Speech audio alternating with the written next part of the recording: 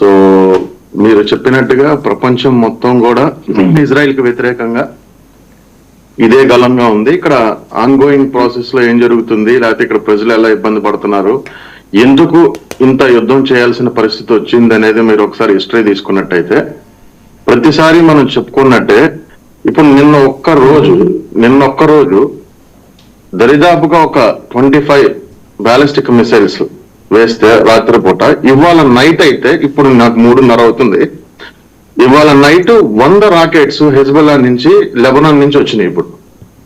So everybody in the bunkers, అంటే నిన్న ఒక్క రోజు 70 లక్షల మంది ఇక్కడ ఉన్నటువంటి ప్రజలు బంకర్ లోకి వెళ్ళారు. సో మీరు అనుకున్నట్టుగా ప్రతి ఒక్కళ్ళు ఇరాన్ అమాయకమైనటువంటి దేశం, వాళ్ళ మీద దండెత్తారు, లేకపోతే ఇంకోటి అనే మాటలు మాట్లాడుతున్నారు చాలా మంది.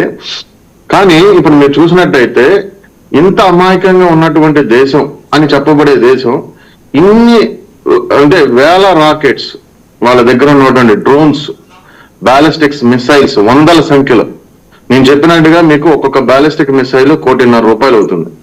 సో దాన్ని డిస్ట్రాయ్ చేయడానికి ₹1,00,00,000 అవుతుంది. సో ఇన్ని డబ్బులు మీరు చూసినట్టయితే పాత రోజుల నుంచి కూడా ఇరాన్ ఇప్పటి వరకు బ్యాక్గ్రౌండ్ ప్లే చేసింది. ఏంటి, హెజ్బుల్లాకి, హమాస్ కి, హౌతీస్ కి, వీళ్ళందరికీ బ్యాక్గ్రౌండ్ చేసింది. ఇప్పుడు స్ట్రైట్ గా వచ్చేపాటికి మీరు నిలవలు అయిపోతాయి, లేకపోతే వాళ్ళు అయిపోయారు, నిర్వీర్యం అయిపోవడానికి లేదు. ఇదొక క్యాన్సర్ కణితి లాంటిది. వాళ్ళు ఇన్ఫాక్ట్ వాళ్ళు అలా తయారయ్యి వాళ్ళు ఇజ్రాయెల్ ని క్యాన్సర్ కణితి అంటున్నారు మిడిల్ ఈస్ట్ లో.